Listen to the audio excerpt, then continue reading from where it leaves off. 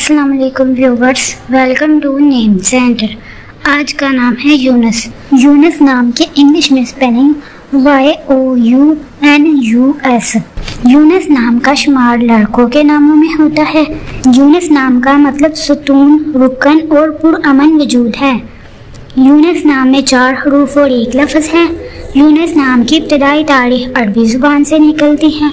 यूनस नाम का मज़हब मुस्लिम है और यूनस नाम के अफराद के लिए खुशकिस्मत नंबर 9 माना जाता है।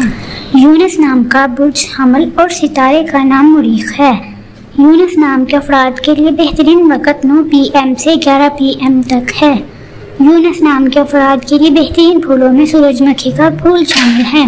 यूनस नाम के अफराद के लिए बेहतरीन दिनों में इतवार और मंगल शामिल हैं, जबकि बेहतरीन रंगों में सुर्ख, जंगनुमा और हल्का सब्ज़ शामिल हैं। यूनस नाम के अफराद के लिए बेहतरीन पत्थरों में पखराज पत्थर शामिल हैं, जबकि खुशकिस्मती वाली धातों में हिंसों के हिसाब से तांबा शामिल है। वीडियो को लाइक करें और चैनल को ज़रूर सब्सक्राइब करें। Thanks for watching.